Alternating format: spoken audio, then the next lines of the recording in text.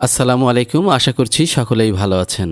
আমন্ত্রণ জানাচ্ছি concept of Islamic banking part 2 এর দ্বিতীয় পর্বের আলোচনায়। আলোচনার এ পর্বে রয়েছে বাংলাদেশে ইসলামী ব্যাংকিংয়ের উৎপত্তি ও ক্রমবিকাশ।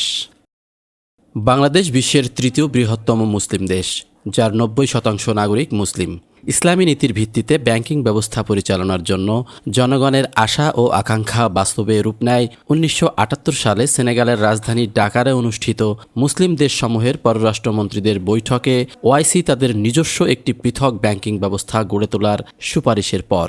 সেই ঘোষণার 5 বছর পর 1983 সালে বাংলাদেশ প্রথম ইসলামী ব্যাংক প্রতিষ্ঠা করে। বর্তমানে বাংলাদেশে 61টি ব্যাংকের মধ্যে 10টি পূর্ণাঙ্গ ইসলামী ব্যাংক রয়েছে। বাংলাদেশের প্রথম ইসলামী ব্যাংক উদ্বোধন।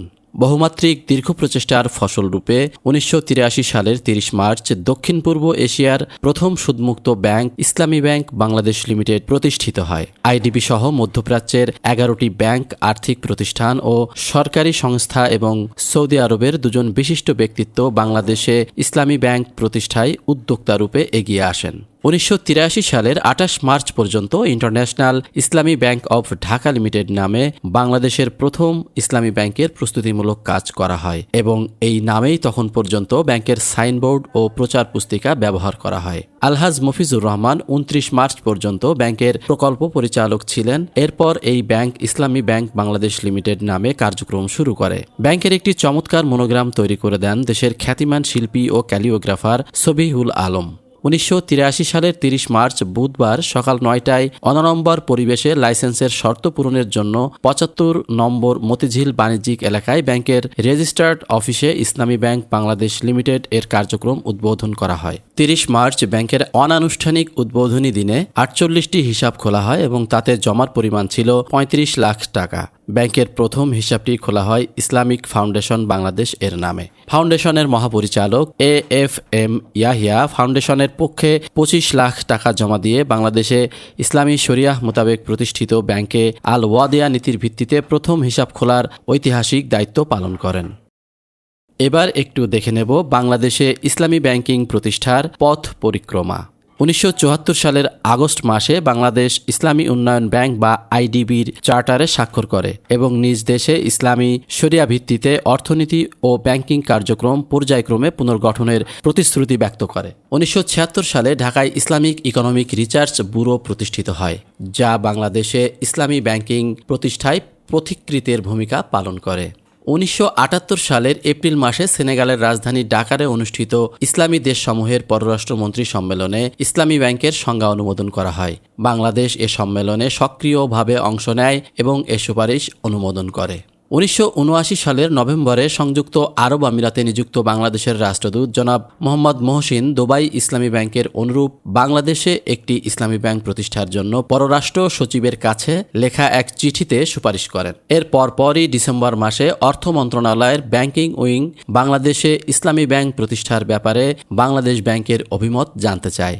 বাংলাদেশ ব্যাংকের প্রতিনিধি হিসেবে তৎকালীন গবেষণা পরিচালক SM ফখরুল আহসান 1980 সালে ইসলামী ব্যাংকসমূহের কার্যক্রম পর্যবেক্ষণ ও পর্যালোচনার জন্য দুবাই ইসলামী ব্যাংক, মিশরের ফয়সাল ইসলামী ব্যাংক, নাসের সোশ্যাল ব্যাংক এবং international association of Islami banks এর কায়রো অফিস পরিদর্শন করেন।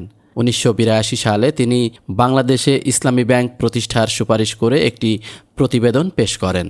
1980 সালে পাকিস্তানে অনুষ্ঠিত ওআইসিভুক্ত দেশসমূহের পররাষ্ট্রমন্ত্রীদের সম্মেলনে বাংলাদেশের পররাষ্ট্রমন্ত্রী অধ্যাপক শামসুল হক সদস্য দেশসমূহের জন্য একটি আন্তর্জাতিক ইসলামী ব্যাংক ব্যবস্থা প্রতিষ্ঠার সুপারিশ করেন। 1980 সালের 15 থেকে 17 ডিসেম্বর ইসলামিক ইকোনমিক রিসার্চ ব্যুরোর উদ্যোগে ঢাকায় ইসলামী ব্যাংকিংয়ের ওপর একটি আন্তর্জাতিক সেমিনার অনুষ্ঠিত হয়। বাংলাদেশ ব্যাংকের তৎকালীন গভর্নর নুরুল ইসলাম তাঁর উদ্বোধনী ভাষণে বাংলাদেশে একটি ইসলামী ব্যাংক প্রতিষ্ঠায় সকলকে এগিয়ে আসার আহ্বান জানান। 1981 সালের মার্চে ওআইসি দেশসমূহের কেন্দ্রীয় ব্যাংকের গভর্নরদের সম্মেলন সুদানের খার্তুমে অনুষ্ঠিত হয়। সম্মেলনে পেশকৃত এক প্রতিবেদনে বাংলাদেশ ব্যাংকের গভর্নর জানান যে বাংলাদেশে ইসলামী ব্যাংক প্রতিষ্ঠার ব্যাপারে ইতিবাচক সিদ্ধান্ত গ্রহণ করা হয়েছে।